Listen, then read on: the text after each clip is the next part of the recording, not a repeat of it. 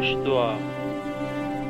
एक गांव में एक गरीब मगर नेक दिल बूढ़ी औरत रहती थी।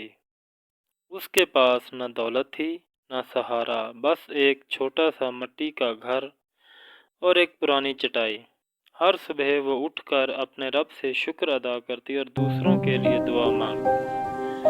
उसी गांव में एक नौजवान लड़का रहता था जो अक्सर उस बूढ़ी औरत का मजाक उड़ाता। वो कहता, दुआओं से क्या मिलता है, मेहनत करो, दुआ से कुछ नहीं होता। बूढ़ी औरत मुस्कुरा देती, कुछ कहे बगैर बस दुआ कर देती। एक दिन गांव में शदीद बारिश हुई, दरिया में तूफानी आ गई और कई घर डूब गए। वही नौजवान लड़का भी पानी में फंस गया।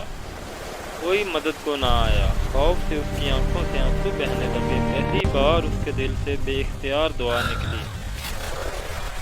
उसी लम्हे गांव के चंद लोग उसे बचाने पहुंच गए।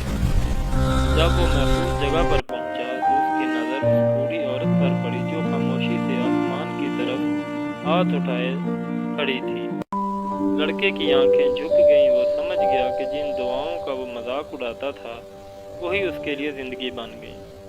वो बूढ़ी औरत के कदमों में बैठ गया और कहा, माँ, आज मुझे दुआ की ताकत समझ आ गई है।